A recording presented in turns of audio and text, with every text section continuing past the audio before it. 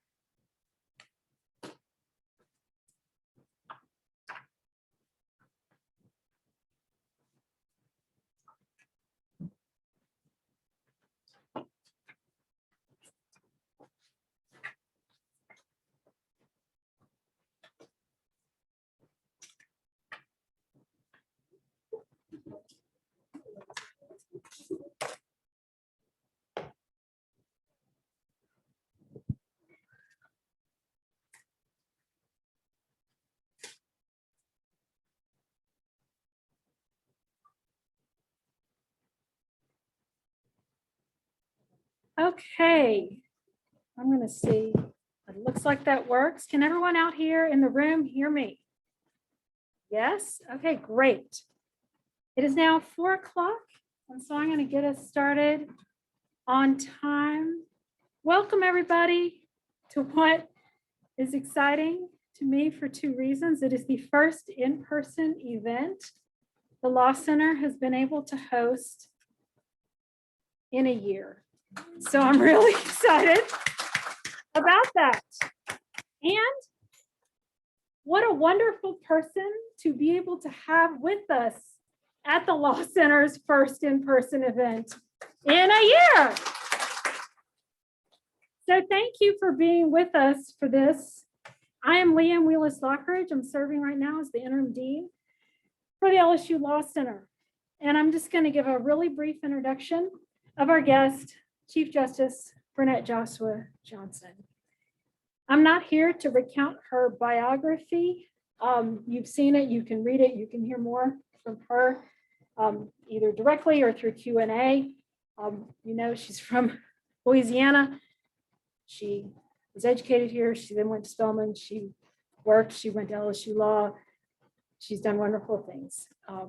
Again, you can read about it. There's a lot to read. You don't need me, in other words. But I do want to say a little something about her that has really caught my notice recently.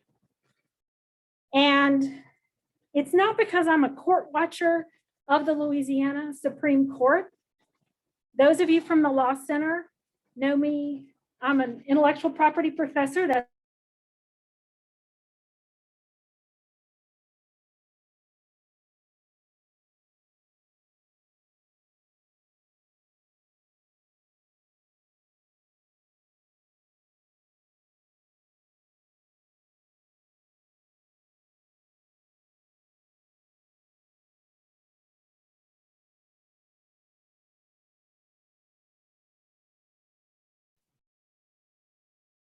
okay. Apparently, I didn't touch anything. I swear I didn't touch anything, but I got muted. Either it's issues that were coming before the chief, or knowledge of retirement was upon her, or I don't know, something caused that voice of hers that it's evident was never ceasing to call for justice all the years of her career, to call out even more insistently, once again, and with even greater clarity as of late. And I'm just going to give you 2 examples and then turn the event over to the chief. One that really caught my eye was her letter, June 8th, 2020, to her colleagues in the judicial, executive, and legislative branches. If you have not read it, I refer you to it. It's online, but I'll quote a couple of things in just a couple. She notes the protests, though triggered by recent events, are not about 1 or 2 isolated incidences of police violence. Rather, the protests are the consequence of centuries of institutionalized racism that has plagued our legal system. Our prison population did not increase 5-fold from 7,200 in 1978 to 40,000 in 2012 without decisive action over many years by the legislature and by prosecutors, juries, and judges around this state. We are part of the problem. They protest. At the end of the letter, she says, please join me in recognizing that we have been part of the problem so that we may all today become part of the solution in achieving equal justice for all. That struck me. I hope it struck the other persons to whom I feel it was addressed.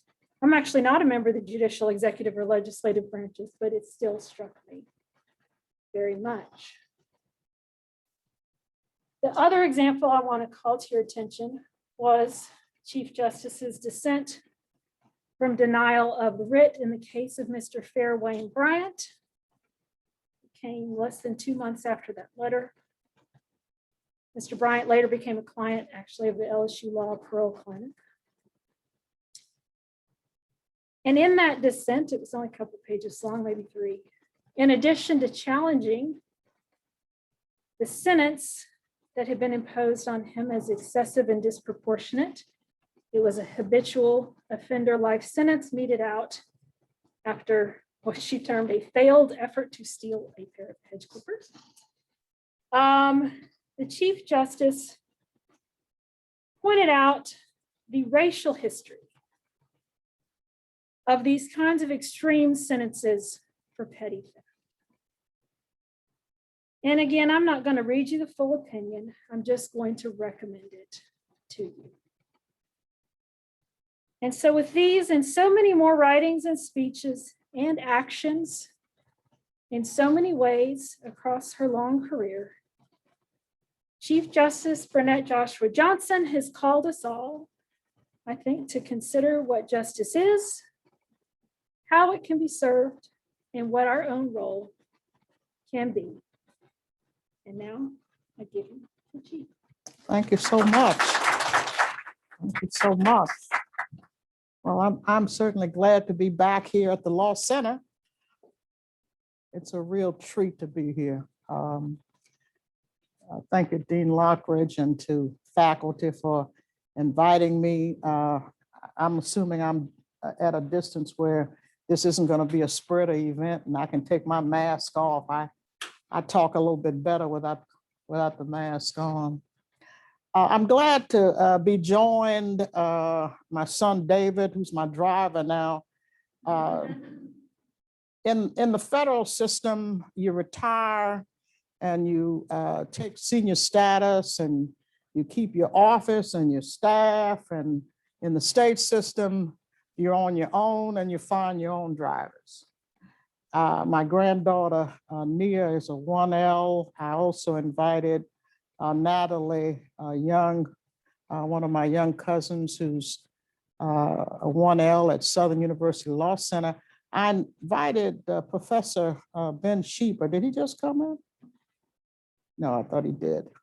I didn't know whether he and his wife would be able to make this event, but I certainly invited them. Professor Sheeper taught me constitutional law.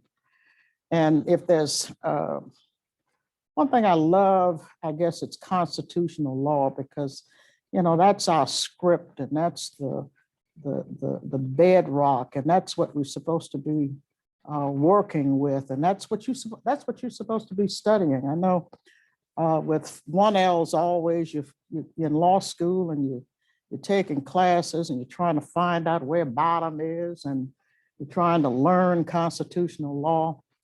I was saying earlier that the only people who really read the Constitution now, I think, are law students and naturalized citizens, because they've got to study the Constitution to get to be citizens. Everybody understands the Bill of Rights in terms of the First Amendment, the right to freedom of speech and assembly. And in a state like Louisiana, we don't have trouble getting people to understand the right to bear arms. This is a gun state. I wanted to focus, I guess, your attention on the Fourth Amendment, though. Just for your help, pages 18 and 19. The right of the people to be secure in their persons, houses, papers, and effects against unreasonable searches and seizures shall not be violated, and no warrants shall issue, but upon probable cause supported by oath or affirmation, and particularly describing the place to be searched and the persons or things to be seized. And I think one of the things that has been outrageous in America is that despite this language, it's very clear.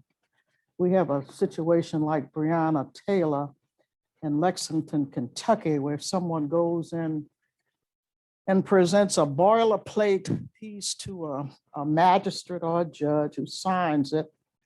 And police officers, a SWAT team goes to her door and knocks in the door in the middle of the night. And you ask yourself, well, do you really need to, why do you need to serve this warrant in the middle of the night? There are always exceptions.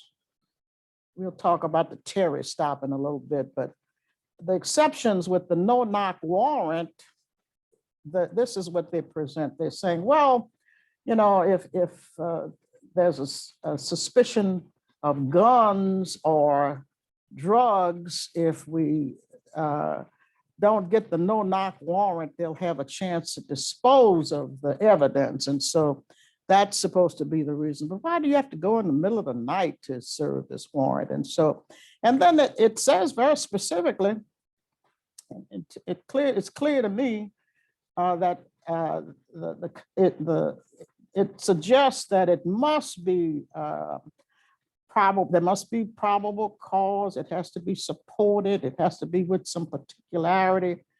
And all of the excessives that I've read recently with regard to no-knock warrants, they serve in the warrant at the wrong house. They got the number wrong. It's not the person they're looking for. And so, we have all of these protections, but what has been unsettling to me as an African American is that they always exceptions. I live in New Orleans, in a city where, Fourth Amendment doesn't mean much in the French Quarter in terms of unreasonable searches. You see some folk in the French Quarter and you shake them down and see if they have some drugs, and if you stop them and if you find the drugs, and you've got a good stop. That's the Terry stop. 50 years after the Terry case was argued in the US Supreme Court, we're still struggling with the fact that some folks can't walk around in what we designate as high crime areas and with any freedom. 2 or 3 young Black men standing on a corner, that's reasonable suspicion to stop them. So, you are going to be, as students of constitutional law and criminal law, you're going to be reading the cases. And I'm asking you to always go back and read the Constitution and Bill of Rights. Does it really line up? Is it really, is this the kind of exception the drafters intended when they said, either we have rights or we don't? And I guess in terms of my legal career, I got to LSU in September of 1965. And of course, this was the middle of the civil rights struggle. I had spent a summer working on school desegregation cases and working for the NAACP Legal Defense Fund. And I also had the great privilege of working with the Justice Department one summer with the Civil Rights Division on public accommodations. And through all of that, through all of the 60s, as African Americans, we're saying, we've got to make America true to its creed. We've got to be who we say we are. We've got to provide opportunities for every American. The civil rights struggle was all about trying to make the Constitution a reality for African Americans. I grew up in the segregated South. I graduated from a segregated high school. Brown against Board of Education was decided in 1954 when I was in middle school, and I thought I would have that great opportunity to attend a school I was passing on a bus every day. Of course, it didn't happen because, as you know, Arkansas desegregated schools from the high school level, Little Rock, but everywhere else in America, we desegregated schools from elementary school. And so, I just didn't have that opportunity to graduate from a school that was not designated by race. My job with the Legal Defense Fund was to go into little communities all over the South and talk with parents about sending their kids into one of those districts where the NAACP had won a judgment. In some places in America, you could sue the state of XYZ, and get a judgment desegregating the entire school system. In Louisiana, the school systems were a separate legal entity, which means that A.P. Turow and Jesse Stone and all Louis Berry and all the lawyers involved with school desegregation work had to file 64 lawsuits against 64 different school boards and get a judgment in 64 parishes in order to get a judgment to get the schools desegregated. I worked in Shreveport one summer and had a chance to attend one of the hearings with Jesse Stone. His daughter, Judge Shonda Stone, is on the Second Circuit Court of Appeal now. But he was arguing the case for the plaintiffs, and J. Bennett Johnson, who later became a state senator, was arguing the case for the parish of Caddo. And my job was to, go into that community, talk with people, see if I can encourage them to take advantage of those schools. Usually I'd fly in, rent a Hertz car, and of course, hotels are segregated as well. And so you usually find a room with the plaintiffs in the lawsuit or the lawyers in the lawsuit or somebody else in the community who's a member of the NAACP or involved in civil rights activity. And I remember very specifically the lady I was living with in Shreveport, she was terrified that somebody was going to bomb the car I was driving around in.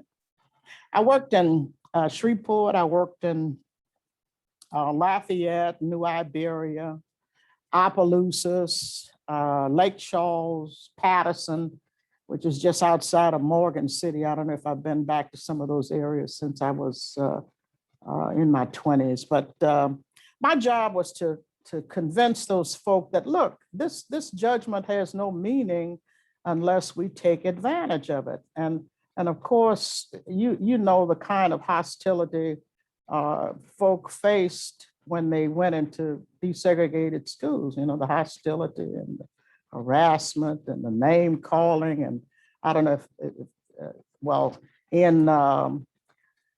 in so many instances, we had to send in U.S. Marshals to escort the children into the schools. So after a summer, I graduated from Spelman College. I did this kind of work for the summer.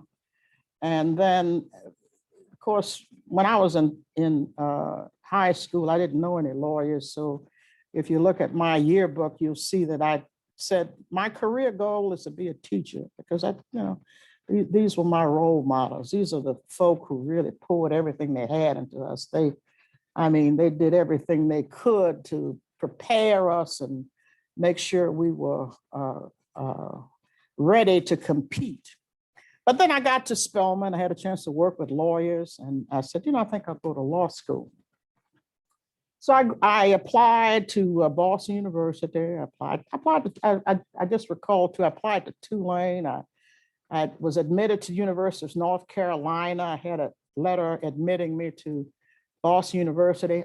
I've got to find all of that again.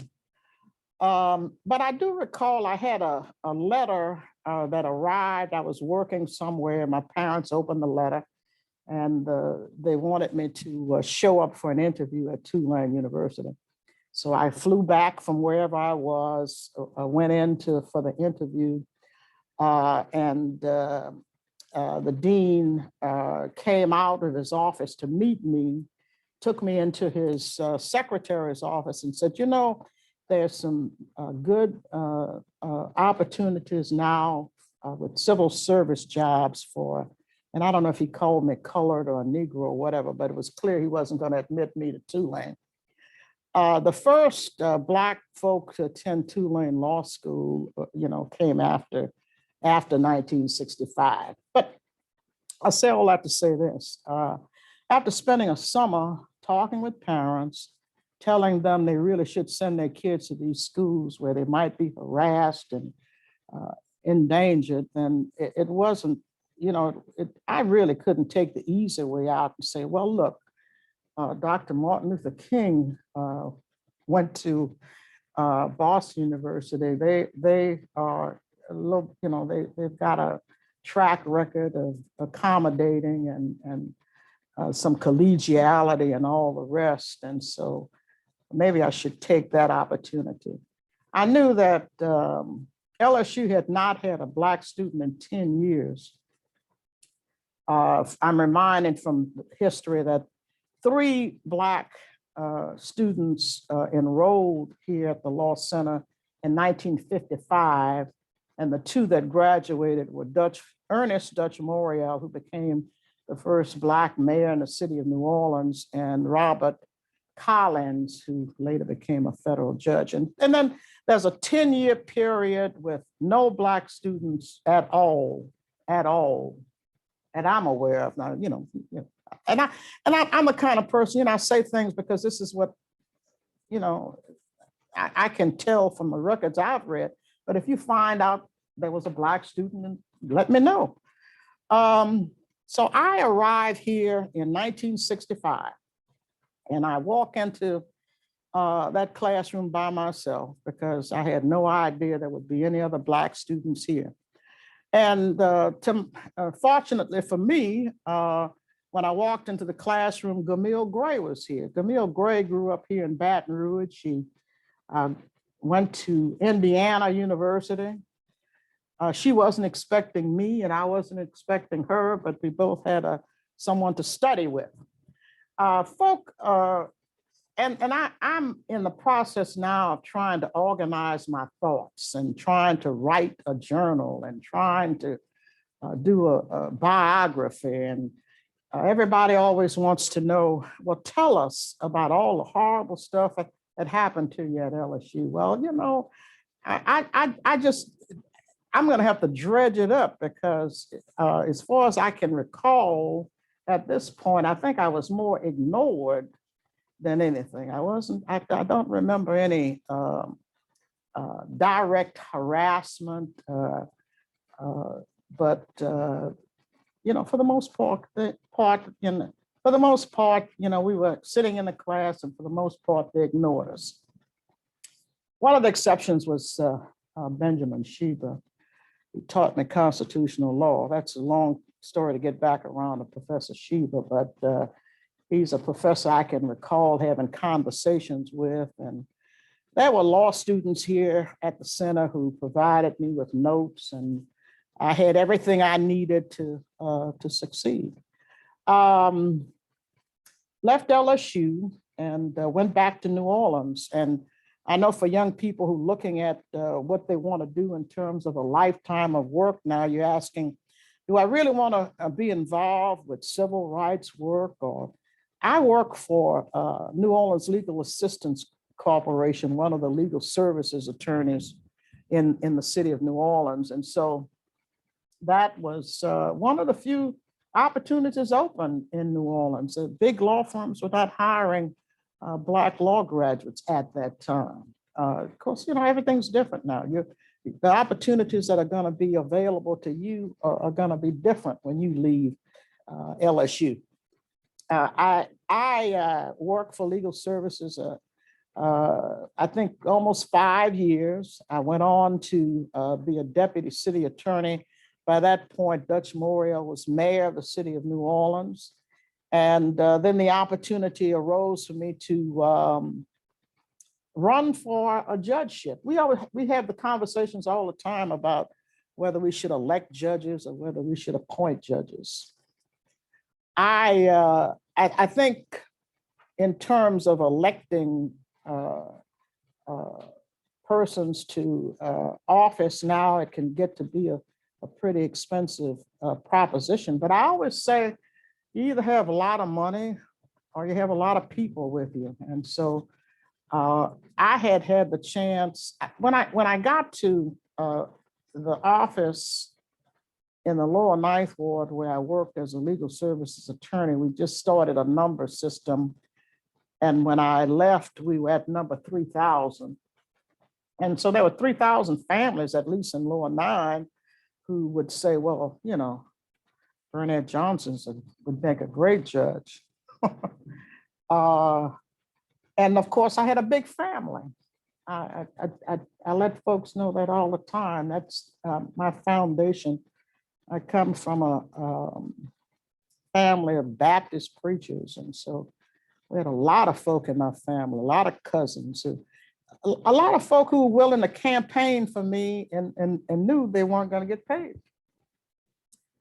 And because, we're just doing it. This is all altruism. We're doing it because it's the thing to do. There isn't any remuneration involved. And so that's how I got to be elected a trial judge. I enjoyed being a trial judge. And a lot of folk don't like litigation. Everybody has different interests.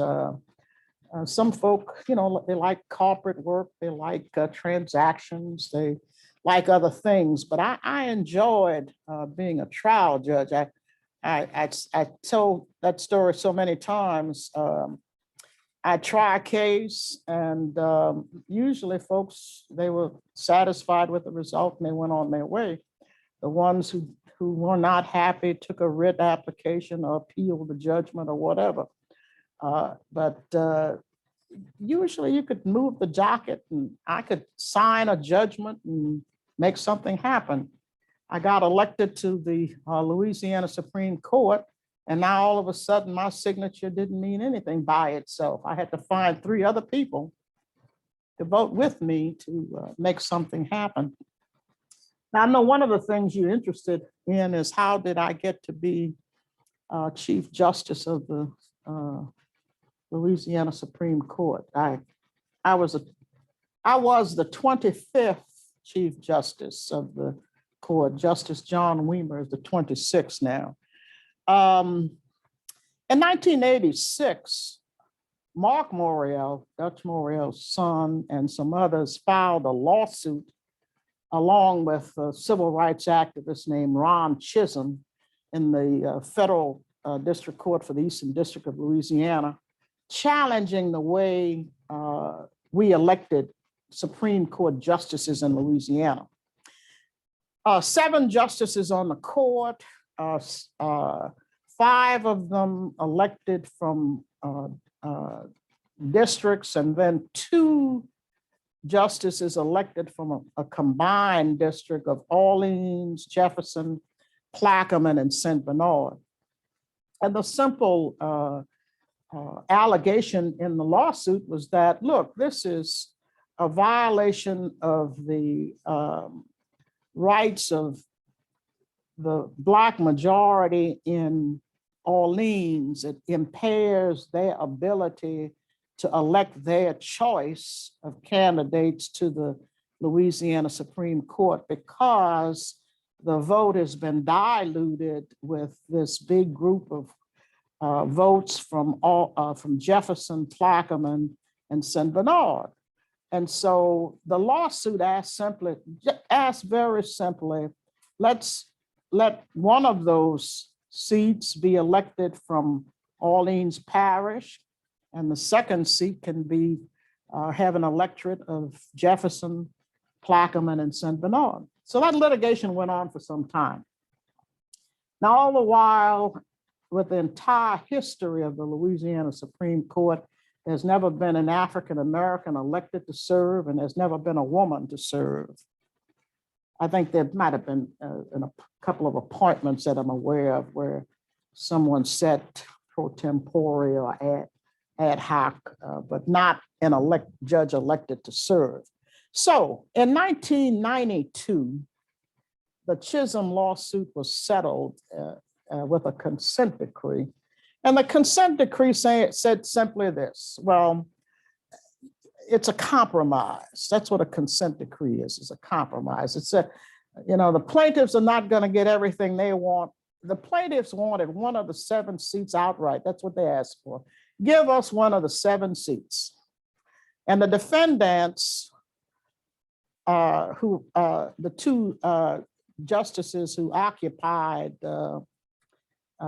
those 2 seats elected from that combined district, Pascal Calagero and Walter Marcus, of course, were satisfied with the way the lines were drawn, and there was some concern about whether one of them would be odd man out if, in fact, the election were called immediately. So the compromise said simply, well, look, we'll accept an additional seat on the 4th Circuit assigned to the Supreme Court, which means that Marcus and Calagero will not face an election immediately.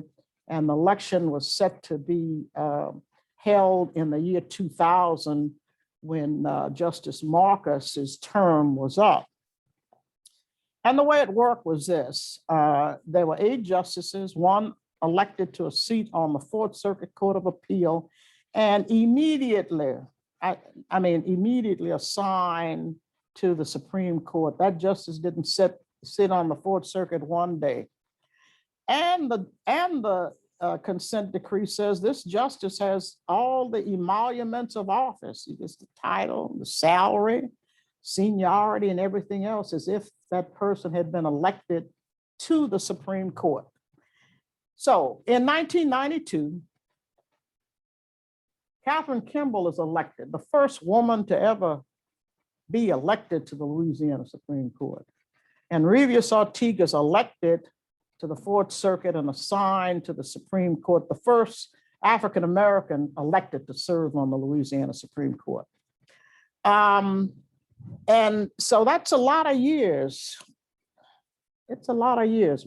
From the founding of the Supreme Court, go look at it on the website, the history. We have a nice history that the Miriam Chowles in the library has put together. At one time, it was a court of 3 when it stopped being a territory, maybe. And then it went to 5 members, and then ultimately to 7 members. But in all of those years, every member of the Louisiana Supreme Court was a white male until 1992. 1992. This is recent history. Now, in 1994, Justice Ortiga had to retire. At that point, the Constitution still says that you can only you can only be elected a judge. You cannot run for a judgeship after age 70. But one of the judges was able to get an amendment, a revised statute, an amendment that said, but if you are in the middle of a term, then you may complete the term to which you've been elected. I'm 77 years old. I just retired in December. Okay, so Justice Ortiga had to retire because he reached age 70. And I ran for the Louisiana Supreme Court. All of the campaign material says we're running for the Louisiana Supreme Court. My 2 opponents in that race, it was a 3-person race, my 2 opponents in that race were sitting judges on the 4th Circuit Court of Appeal. Now, clearly, if I was running for the 4th Circuit, and they already own the Fourth Circuit. Why in the world are they in the race? They're already Fourth Circuit judges. So it just stands to reason that it's clear to everybody, this is a seat where the person will not serve on the Fourth Circuit. This person's going to the Supreme Court. And I'm saying all of that, you can go back and look at the Chisholm record. It's extensive, goes back to 1986, the consent decrees, 1992. Sometimes it's called Chisholm against Edwards. Sometimes it's called Chisholm against Roma, but it's the same case. And when in 2012, when Justice Kimball announced that she'd be retiring, and it was clear to me I would be the next person up for in line to be Chief Justice, because I was the justice with the longest term of service. But there was some problems with that, me just moving on to serve as Chief Justice. And so we went back to federal court, asked the court to reopen that litigation and make it absolutely clear that the consent decree said that my term of service from 1994 until 2000 counted toward my seniority, and that I was the justice with the longest term of service. I tell that story all the time because I got to the court. I think the election might have been that October, and my swearing in was November of 1994. And at that point, Justice Pike Hall was the justice from Shreveport. When Justice Jeff Victory got to the court in January of 95, of course, he began to challenge my seniority to suggest that he may have been senior to me. So I just, that answers a lot of your questions, I think, about you might have about how I got to the Louisiana Supreme Court, how I got here to LSU. Let's talk a little bit about the Constitution. Constitution was written in 1787, ratified in 1788, and it's been in operation since 1789. It's the world's longest surviving written charter of government.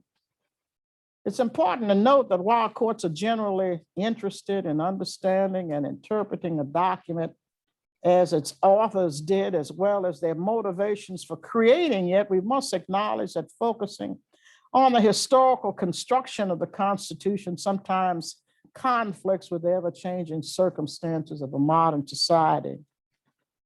From a historical perspective, the US Constitution was intended to separate and balance the powers of government in order to safeguard the interests of the minority. And I say that all the time because the majority doesn't need any protection. The framers carefully laid out details for how the government would operate and how we'd elect members to Congress.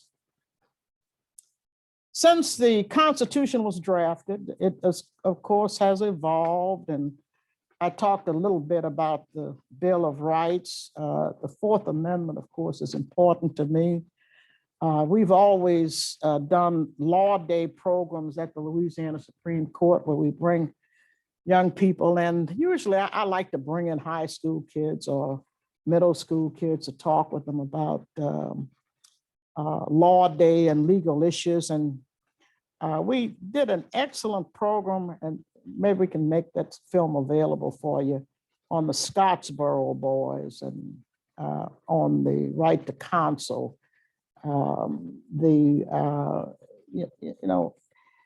Gideon, we want to send someone to jail for life, but we don't really want to give them adequate representation. And it doesn't work that way. You've got, if someone's charged with a felony offense where they're subject to hard labor, imprisonment at hard labor, you've got to give them a lawyer. And we just, have had some problems in America coming to grips with that we just don't want to bear the expense of providing adequate counsel. And so that's one of the things I think you as young people need to be concerned about. Are we true to what we say we mean in the Bill of Rights when we talk about the Sixth Amendment right to counsel? To some, the Constitution is a living document. As early as 1895, the U.S. Supreme Court recognized that while constitutional provisions do not change, their operation extends to new matters as the modes of business and the habits of life of the people vary with each succeeding generation. That's in Red Debs from 1895. In 1920, Justice Oliver Wendell Holmes said this: when we're dealing with words that also are a constituent act like the Constitution of the United States, we must realize that they have called into life a being, the development of which could not have been foreseen completely by the most gifted of its begetters.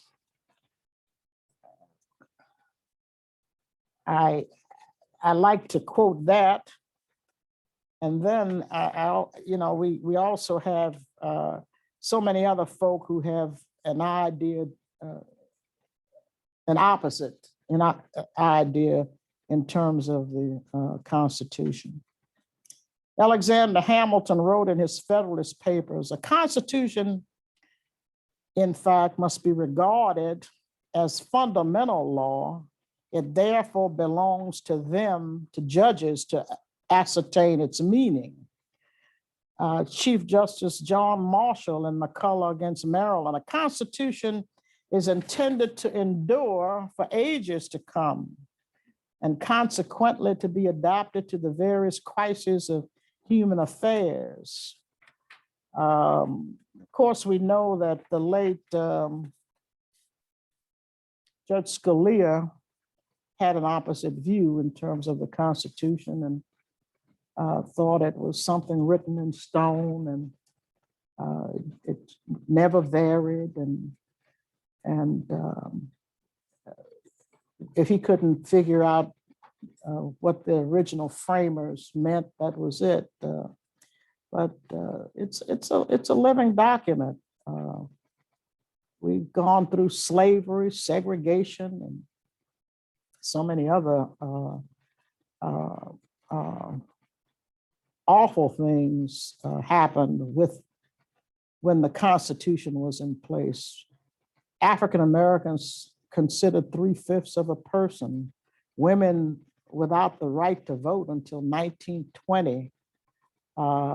Women couldn't serve on juries in Louisiana until Justice Ginsburg brought a lawsuit challenging that whole process. At one point in Louisiana, you had to go over and volunteer to serve, and then they would call you if they needed you. But it wasn't a right that you were entitled to, serve on the jury. When they said a jury of peers, apparently they didn't mean women. And then, we've seen so many other changes in terms of same-sex marriages and various other protections that folk think the Constitution does not protect, that the original framers, I'm sure, could not have imagined when they wrote the Constitution way back in the 1700s. We still have problems with regard to disparities, and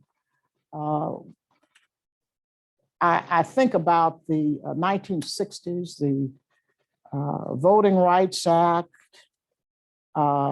particularly in Louisiana. When I graduated from Spelman College at age 21, you registered to vote at you registered to vote at 21 instead of 18. I graduated from Spelman, came back to New Orleans, went to City Hall to register to vote because I figured, well, my goodness, I've got a BA degree from Spelman College. I'm sure they want me to vote. And I took the test and they told me I failed the test and I couldn't vote. So I had to come back. And that's what we had in America until the Voting Rights Act. And it's something that you need to be concerned about moving forward because there are folks who still are interested in suppressing the vote. You know, maybe we're not back at the point where you've got to take the citizenship test and count how many beans are in a jar. But there was a point in time when, you know, Black folks had to go to classes at churches to learn the Constitution and be able to answer all the questions on the test. You saw the movie Selma. Some of you did, I'm sure. The woman shows up. She studied. They ask her, how many legislators are there in Alabama? She answers that correctly. Well, name them. Now, how many of you can name all the legislators here in Louisiana? Probably none of you. And I've been to the legislature to address them and to interact with them. And I can tell you honestly, I can't name all of them. And so if we allow the majority to infringe on the rights of the minorities, then we're back to where we started from. Voter suppression, and I'm hoping we don't get to a point in time again where we need to have federal registrars in the states registering people to vote because the states have put so many obstacles in place that folks can't freely register. The other thing we did was in terms of public accommodations. I think I told you I work for the Justice Department, Civil Rights Division one summer. And we were looking at all those instances of public accommodations. Can Black folk get a hotel room? Can they get a meal? Can they use the restroom when they stop for gas? I like to bring props. That's why I brought the Constitution. I gave a speech once talking about a green book. It's a little green book where that was published so that Black folks who were traveling in America would know where they could find accommodations, a restaurant or motel. And, you know, read the Heart of Atlanta motel case. It's a tremendous burden on interstate commerce if you can't travel freely in America. If Black folks can't travel freely in America, that means that if I want to drive to Chicago, I've got to plan my trip so that when I leave New Orleans, I arrive in Memphis by evening so that I can find a hotel room and a meal. And then, you know, I can get up refreshed the next day and make the last part of the trip from Memphis to Chicago. But who would, we're citizens of this country. And at one point, that's the burden that the Black folks were under. Like I said, I attended segregated schools. Everything was segregated. The buses, we had what we call a screen. It's silly now. A little board that said colored. Maybe it said nothing, I don't know. But you moved the board and there were a couple of holes in the back of the seat. And so if a Black person, if a white person got on the bus, you had to move back so they could sit down. And so they moved the screen back. And that's all Rosa Parks' case is about, that, look, why should I get up and give my seat to somebody? I've been working hard all day. if I pay my fare, I'm entitled to sit on this seat, in this seat. And it's restaurants, it's hotel rooms, it's movie theaters, it's amusement parks, it's buses, it's everything. In theaters, you going up the steps and sitting in the balcony instead of having the nice seats down on the first floor. Swimming pools. I just read something recently where some city had an Olympic-sized swimming pool, but in order to deny Black citizens the right to use that great swimming pool, they closed the pool. Well, now everybody suffers. White and Black folk in that city can't use the pool. In the companion suit, well, part of Atlanta Motel, that's the suit where the hotel says, well, we shouldn't have to offer accommodations to Black folks. And the case says, well, no, you advertising on billboards on the interstate. Of course you want interstate commerce. There's a companion suit to Heart of Atlanta Motel, a barbecue joint out of Memphis, Tennessee. And it's like the Piccadilly record. I think it was Pickwick or Piccadilly in Atlanta. They didn't want to sell chicken to Black folk, but the case says, well, look, everything you use in the restaurant, including the food, travels in interstate commerce. You're getting your beef from Omaha, wherever. And so interstate commerce is impacted by all of this. And that's why I've got such an affinity for the Commerce Clause. If you study the Constitution and you figure out what the rights of the minorities are, then you can use all of those bits and pieces to craft whatever recourse you need in terms of litigation. And that's what I love about the Commerce Clause. It says that you cannot discriminate against African Americans because it's a burden on interstate commerce. With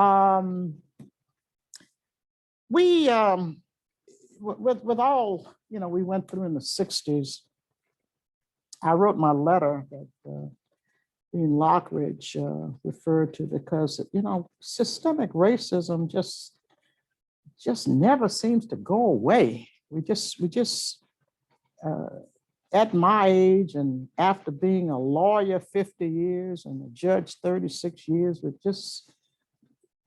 I have to ask myself some days, have we made a difference? Is there any, have we made any progress when Breonna Taylor can be killed in her bed and someone can stand on George Floyd's neck for 8 minutes till he's dead? That case is going to trial now with jury selection, so I won't say much more about that.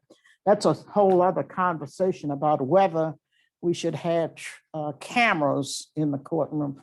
If you think about it, the O.J. Simpson trial was televised. I thought Judge Ito made some serious errors in that trial. I think sometimes judges are influenced by the cameras.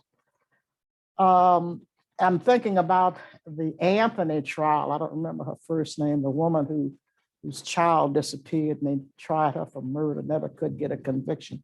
I think cameras impact the justice system.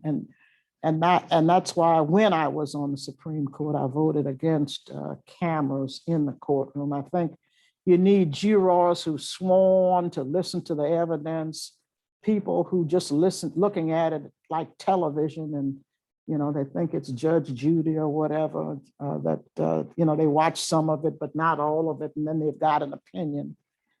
You need jurors who sworn, who will listen to every bit of the testimony and then return a verdict. In criminal trials particularly, and they're the only ones people are interested in. People are not interested in the average civil trial. It's rare that you find an audience who's interested in a civil trial. But in the criminal trials, you've got to be concerned too about witnesses. Folks don't want to come into a courtroom and testify. They think that their life is at risk because the family or someone else has seen them, heard them testify, knows who they are. You know, do I have to go into witness protection after I testify in this case? So that's all part of it. But you know, we've got to come to a time in America where Black lives mean as much as white lives. And I'm always inviting judges to, in terms of trying for the kind of fairness that we need in our justice system, just to sometimes switch the race in your thinking. There's a young man standing in front of you and he doesn't have his parents with him. And so do you send him to the lockup?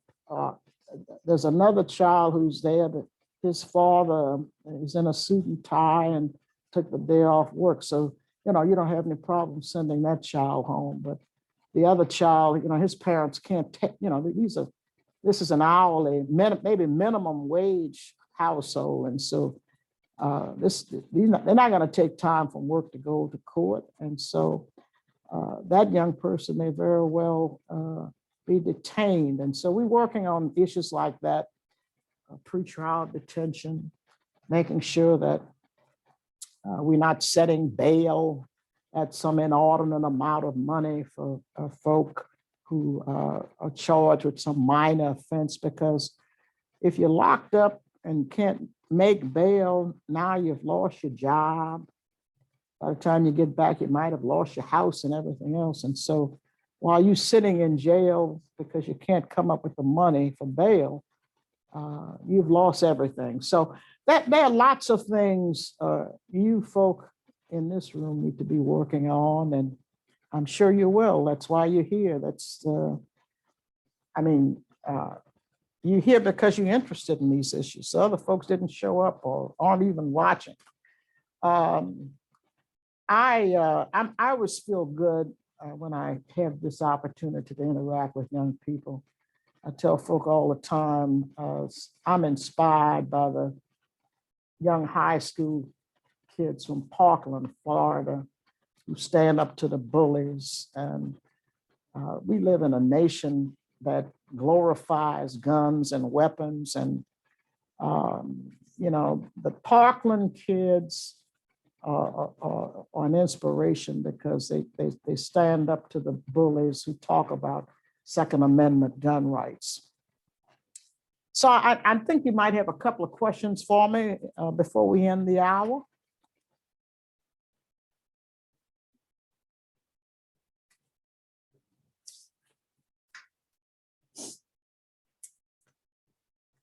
Can we acknowledge the leaders of the BLSA chapters from both campuses? And Haley, are you there? Yeah, that's me. Yeah, so my name's Haley Bernette. I'm the president of the Public Interest Society at LSU, and Rashayla Jackson. Is Kayla here? Kayla, and there's Kayla. She's president of Southern. We put together a few questions, which you honestly addressed most of them, but one thing that I was wondering is, so you talked about your career in public service and civil rights. I'm wondering how that impacted your judicial philosophy and how you looked at cases that came across your docket. Well, I think for me, what I found when I got to be a trial judge was that sometimes people would enter my courtroom for a trial with some expectations. In other words, I'm from the big XYZ law firm of 100 or 300 or whatever. Or I'm the past president of the Louisiana State Bar Association. Or I'm part of the big shipping conglomerate, et cetera, et cetera. And what has always framed my philosophy is that it shouldn't matter who you are and what your financial resources are, how well connected you are politically or whatever. If you're right, you win. And that's been a lodestone for me, that if the person who's right wins the case, it doesn't matter what law firm they're with, or how big the firm was, or how prominent the lawyer was in terms of reputation or whatever. So I think that's been my guiding philosophy. I tell this story. I ran for Civil District Court in 1984. And my first docket was the civil docket, and handling domestic relations cases. And one of my first cases, my opponent showed up, and I've forgotten his name, but he was my opponent in the race for the seat. And everybody in the courtroom says, well, my God, he's lost. No, if your client is right, you win. And he won. I mean, because that's what's fair. I say it over and over and over. Fundamental fairness is like a mantra with me. Fundamental fairness, be fair. Justice is, it's important to me.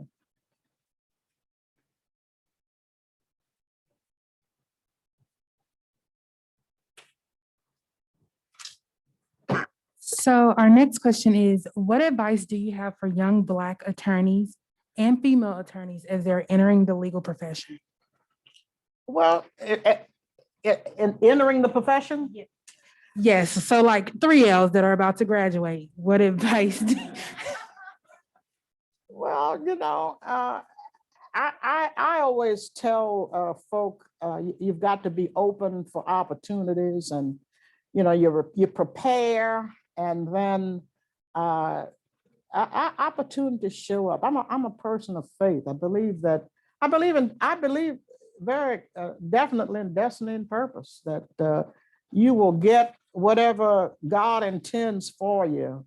Prepare yourself, and that great opportunity will show up. That's what we believe. That's part of what we believe. And then we get back to the other thing, like I said, about altruism, that you get yourself involved in things in the community that are important to you.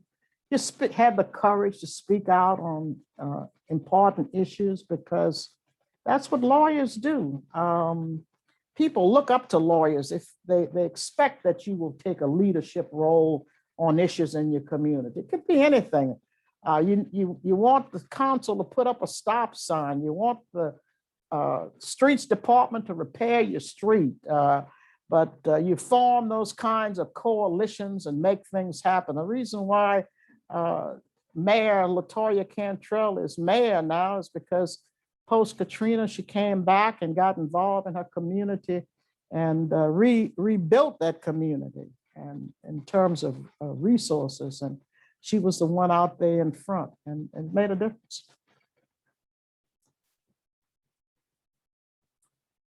Another question? Yes.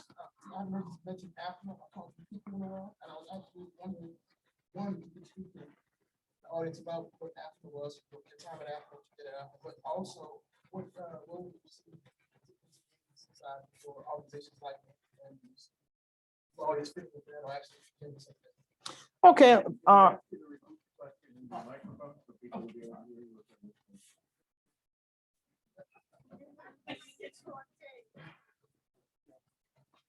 My question was, if Justice Johnson would speak about AFNA, which is an organization she spent some time with, and I have fond memories of it when I was younger, and Carlton Pico, who was at AFNA, and explain to our audience what AFNA was, what you did there, as well as the role of AFNAs or organizations like AFNAs in today's society. Okay, thank you. AFNA was an educational foundation funded by one of the branches of the Department of Education. And what we did was work with high school students who were interested in legal careers and medical careers. And so we would provide resources for them after school and summer, tutoring and various educational opportunities and job opportunities. In the summers, the kids who were interested in medical careers would go over to Tulane or LSU Medical School, over to Charity Hospital, and actually work in that environment if they were interested in medical careers. I remember, now these are high school kids. I remember one of them came back and was telling Carlton Pico, who was director of the program, he's complaining. He says, they don't give us anything to do. We just run errands and wash flasks, the test tubes and whatever. And so Carlton Pico says, well, what do you want to do? Open heart surgery? You're working with young people and you're trying to get them to see that, that's another thing with working with young people. You're saying to them, everybody starts at the bottom. And so the fact that they've allowed you to come into this program for the summer and into this medical environment for the summer, you may just be running to get coffee, but you should get something out of it. Just being around medical doctors and hearing their conversation and observing and seeing what they do. It's all a process of learning. When I got to civil district court, I was the newest judge, and of course the newest judge gets the smallest courtroom and the parking space furthest from the building. My daughter, Rachel Johnson, is a trial judge at the same court where I started 1984. But anyway, they had created this little courtroom, and it's about the size of a closet, I guess. And the bench was about here, and the lawyers would come and lean on the bench, move back, but eventually, after starting in the courtroom, in the closet courtroom, I got to be chief judge. So it's a process. You start at the bottom and you learn. And so I like that commercial where they talk about with kids about starting in a minimum wage job at Wendy's or Burger King. You just start at the bottom, and if you work hard and apply yourself, you can own the franchise. That's it.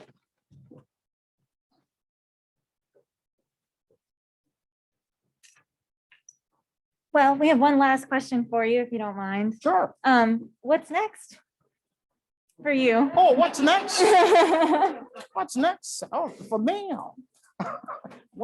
I mean, in your life after this, Well, I intend to do a little writing, I'm sure. But I've only been retired 2.5 months. So I'm not anxious to get involved with a whole lot of obligations, but it's a joy to be here. It's like coming home. This is the new building I'm a little bit familiar with. I could find the restrooms, but I'm of course familiar with the old building that opens onto Highland Road, because that was the front of the law school when I was here 50 years ago.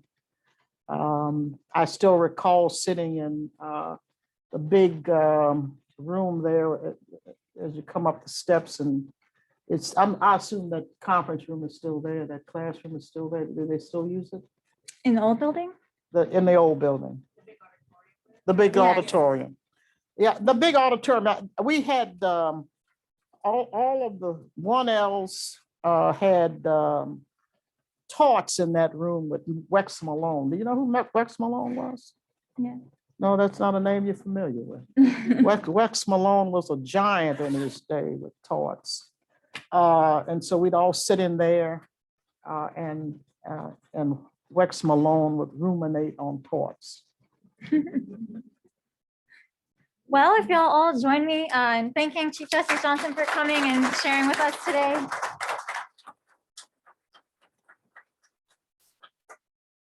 All righty.